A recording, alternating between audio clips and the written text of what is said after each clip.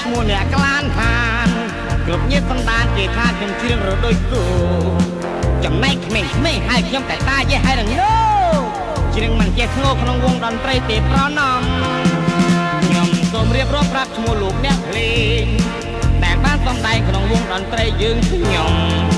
บอกតែកាន់ស្គរគាត់មានមេតូចហើយសាច់ដុំ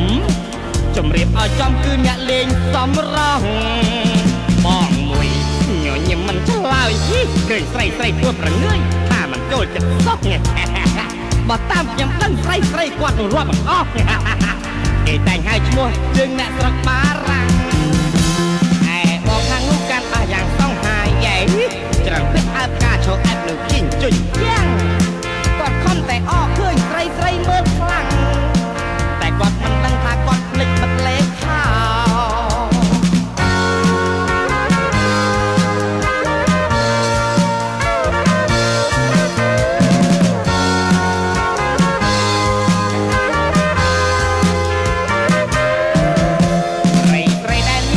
ជាអ្នកច្រៀង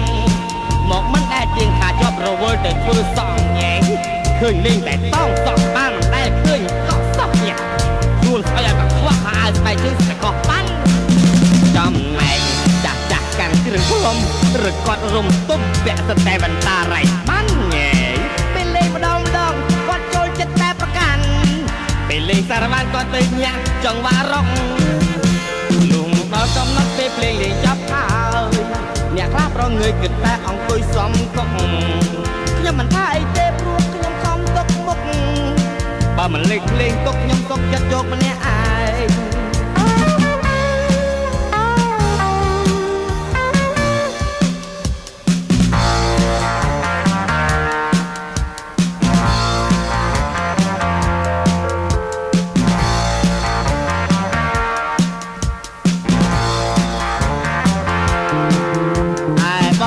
គាត់គិតតែខំញ៉ាំ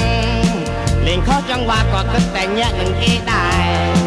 មុនពេលមកលេងគាត់មិនដែលឃើញមកហាត់ទេពេលលេងតាមគេលេងទៅតែក្បួនកហងស្រីដែលមានមុខងារជាអ្នកច្រៀងមកមិនដែលទៀងថាចប់រវល់ទៅធ្វើសងឃើញលេងតែទៀតតោងសក់ក្បាលនាងស្អុយឲ្យកខ្វក់ធំខ្លួនឲ្យដូចជីងចောက်អាយស្បែកជើងស្បែកខុសប៉ាន់ចំណែកចាស់កាន់គ្រឿងផ្លុំឬគាត់រុំទុំពាក់ស្តែបន្តារៃប៉ាន់ពេលលេងម្ដងគាត់ចូលចិត្តតែប្រកាន់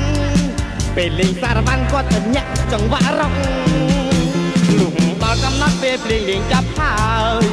អ្នកខ្លះប្រងើយគិតតែអង្គុយសំកុកខ្ញុំមិនថាអីទេព្រោះខ្ញុំខំទុកមុខ